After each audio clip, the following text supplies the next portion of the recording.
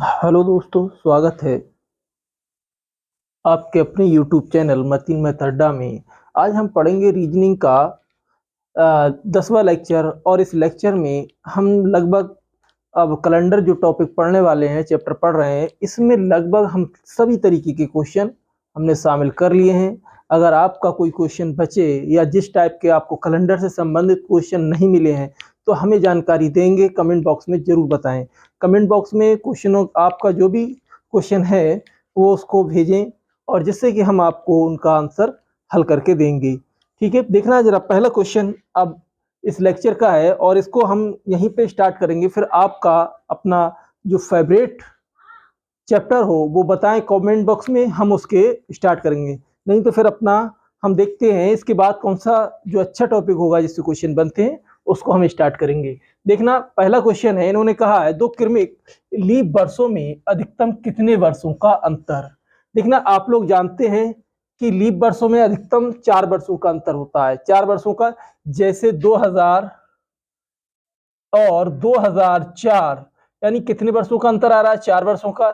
लेकिन उसने यहाँ पर एक कंडीशन लागू कर दी है कि अधिकतम कितने वर्षों का अंतर।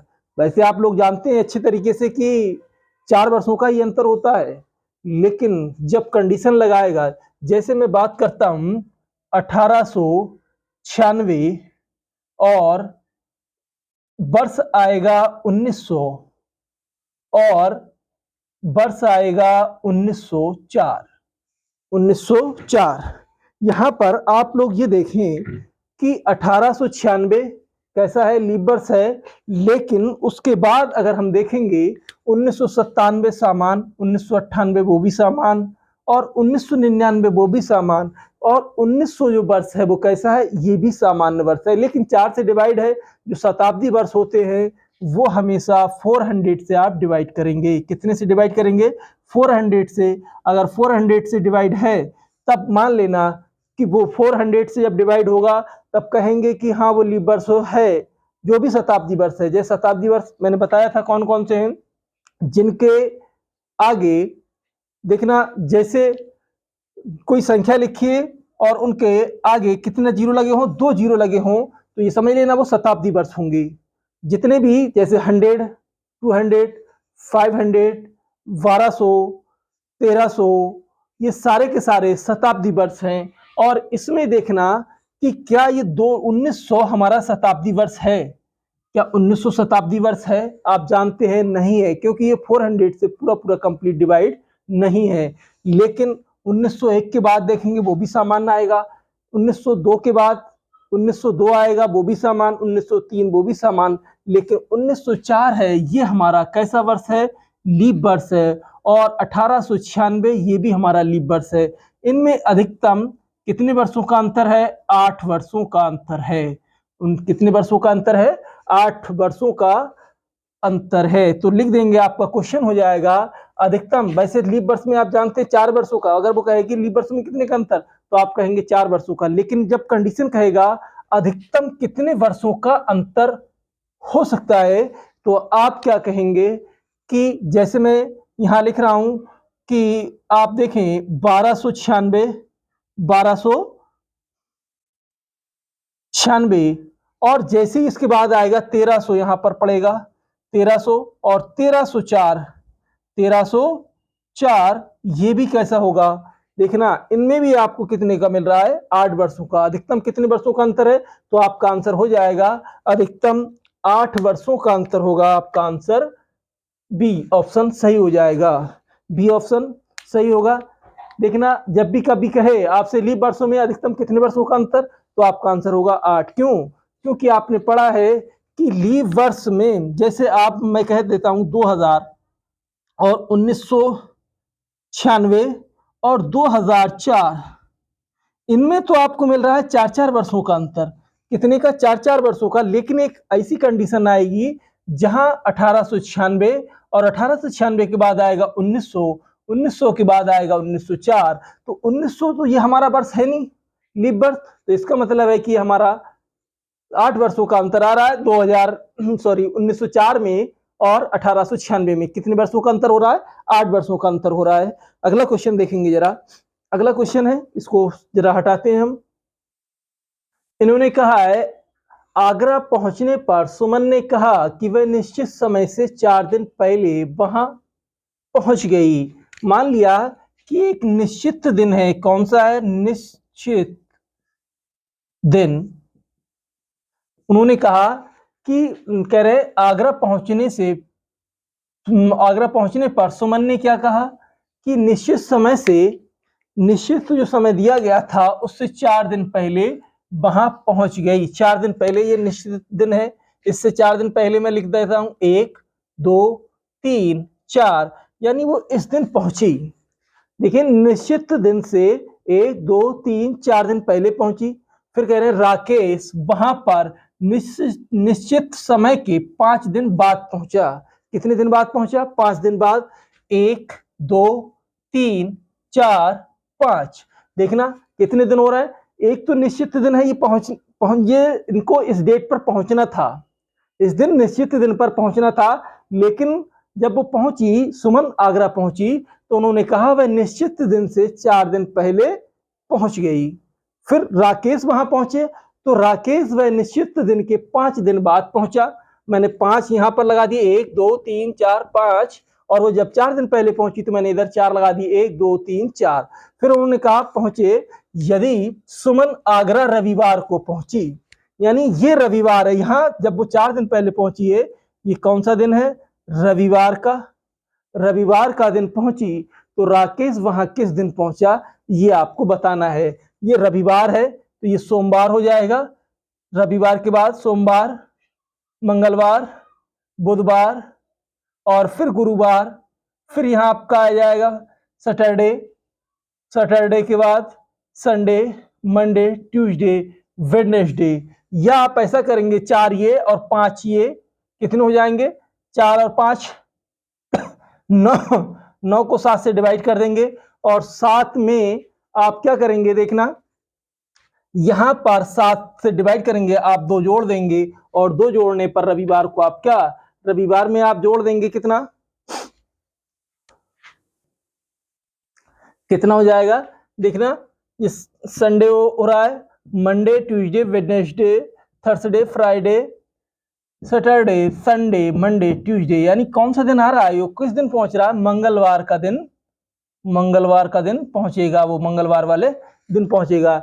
यहां पर देखना चाहे तो आप ऐसे कर लें कि क्या करेंगे, इन सबको जोड़ लें, जोड़ने के बाद आप देखना 5 ये है और 5 ये 10 को 7 से डिवाइड करोगे 3, और रविवार में 3 जोड़ोगे, नहीं सर सॉरी, ये 9 जोड़ दे। देखना यहां तो आपका वो पहुंच रहा है, क्या करेंगे 5 और 4 9 को 7 से डिवाइड करेंगे तो आपका कितना हो जाएगा, 2 रिमाइंडर बचेगा, और 2 रिमाइंडर बचने पर यानी रविवार में आप 2 जोड़ दे, मंडे और ट्यूसडे, यानी ट्यूसडे दिन होगा। चाहे तो आप यहीं से कर सकते हैं कि निश्चित दिन के 4 दिन बाद रविवार, और निश्चित दिन के 5 दिन बाद। यहां से देखना जो निश्चित दिन है आपका रविवार है, रविवार से जोड़ना स्टार्ट करेंगे, Sunday, Monday, Tuesday, Wednesday, Thursday, Friday, Sunday, Monday, Tuesday, Wednesday, क्या हो जाएगा आपका मंगलवार का दिन आपका मिल जाएगा। आपका आंसर मंगलवार होगा, तो आपका आंसर मंगलवार होगा। देखना एक बार फिर से मैं बता देता हूं कि उन्होंने कहा कि आगरा पहुंचने पर सुमन ने कहा कि वह निश्चित समय से 4 दिन पहले, जब निश्चित, मैंने एक बॉर्डर लाइन बना दी, ये निश्चित दिन की 4 दिन पहले यानी वो पहुंची, और फिर वो राकेश जी पहुंचा है निश्चित दिन के 5 दिन बाद, पहुंचा। तो कह रहे हैं कि सुमन आगरा रविवार को पहुंची हो, तो राकेश किस दिन पहुंचेगा? तो जिस दिन ये पहुंची उस दिन रविवार था, रविवार यानी Sunday, Monday, Tuesday, Wednesday, Thursday के बाद Friday, Saturday, Sunday, Monday, Tuesday, Wednesday, Tuesday आ जाएगा आपका आंसर। अब अगला क्वेश्चन देखते हैं। कह रहे हैं यदि वर्ष 1997 का कैलेंडर दोबारा किस वर्ष में प्रयोग किया जा सकता है? तो मैंने तुम्हें बताया था कि 1997 का जो कैलेंडर है, हमें क्या देखना था कि इससे पहले का जो वर्ष है वो कौन सा लीप वर्ष है, यानी 1996, 1996 का जो वर्ष है वो लीप वर्ष है, और जब लीप वर्ष होता है 1996 का जो कैलेंडर है वो लीप वर्ष है, यानी इनमें जो वर्ष का अंतर है एक है। तब आप क्या करेंगे, वहां पर 97 में आप 6 ऐड कर दोगे तो 300, यानी 2003 के कैलेंडर के जैसा हो जाएगा।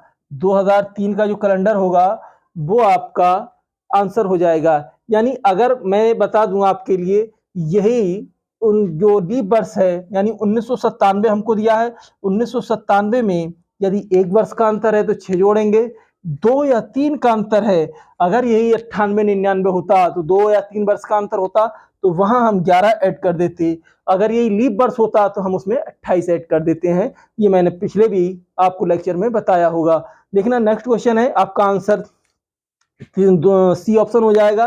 फिर उन्होंने कहा है 2001 से वर्ष 2100 तक कितने वर्षों में फरवरी आपकी 28 दिन की होगी। सॉरी,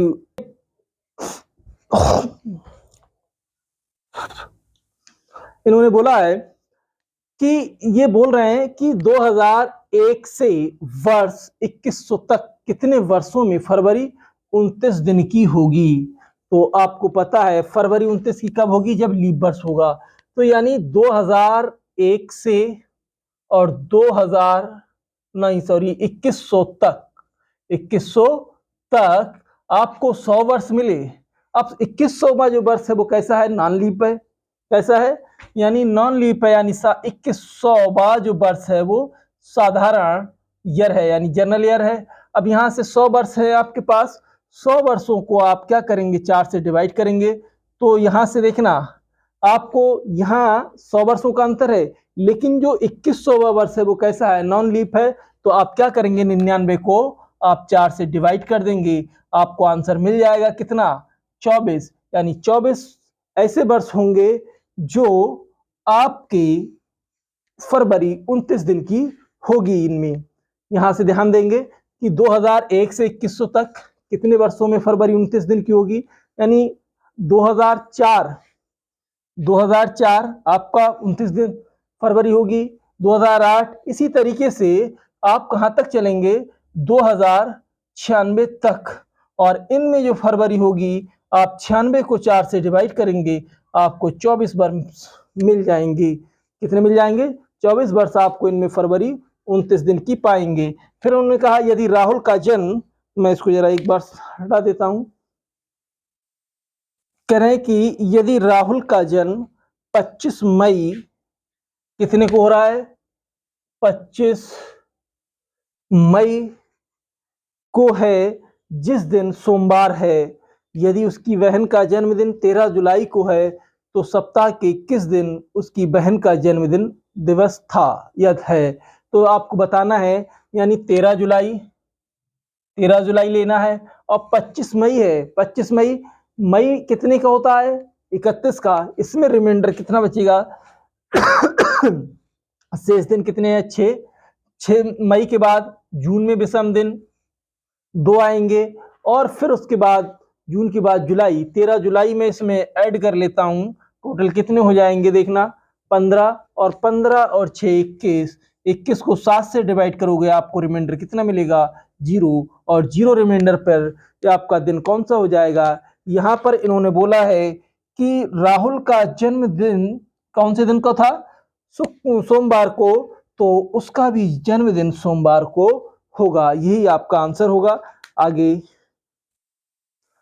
देखना, कह रहे हैं कि राहुल का जन्म, एक बार फिर से रिपीट कर देते हैं कि राहुल का जन्म दिवस 25 मई को है, जिस दिन सोमवार है, तथा उसकी बहन का जन्मदिन 13 जुलाई को है, तो सप्ताह के किस दिन उसकी बहन का जन्मदिन है। तो देखना कि इन्होंने हमसे कहा कि 25 मई को कौन है, राहुल का, ये राहुल का है, और 13 जुलाई को उसकी बहन का जन्मदिन है। तो यहां से देखना होगा कि मई में आपके 6 दिन रिमाइंडर, जून में विषम दिन कितने होते हैं, 2, और जुलाई 13 की बात कर रहा है तो 13 जुलाई, मैंने इन तीनों को ऐड किया तो आपको 21 मिला। 21 में आप विषम दिन देखेंगे तो 0 रिमाइंडर बचेगा, और जब 0 रिमाइंडर बचेगा तो आपका दिन कौन सा हो जाएगा? जिस दिन उसका था उसी दिन उसका हो जाएगा, यानी सोमवार का दिन हो जाएगा। अब बात करते हैं कि अगर मैं कैलेंडर चैप्टर को यहीं पे समाप्त करता हूं। यदि आपकी कोई भी रिक्वायरमेंट है तो आप हमारे कमेंट बॉक्स में जरूर लिखकर भेजें, हमें किस टाइप की क्वेश्चन चाहिए कैलेंडर से संबंधित। अब हम नया चैप्टर स्टार्ट करेंगे और हम आपके लिए ऐसे ही वीडियो लाते रहेंगे। पूरा वीडियो देखने के लिए धन्यवाद। आप हमारे चैनल को लाइक करें, शेयर करें, और यदि आप हमारे चैनल पर नए हैं तो सब्सक्राइब करें, बेल आइकन का बटन जरूर दबाएं। आप अपनों का और अपने परिवार का और अपने सभी भाई बहनों का ख्याल रखें। Thank you, have a nice day.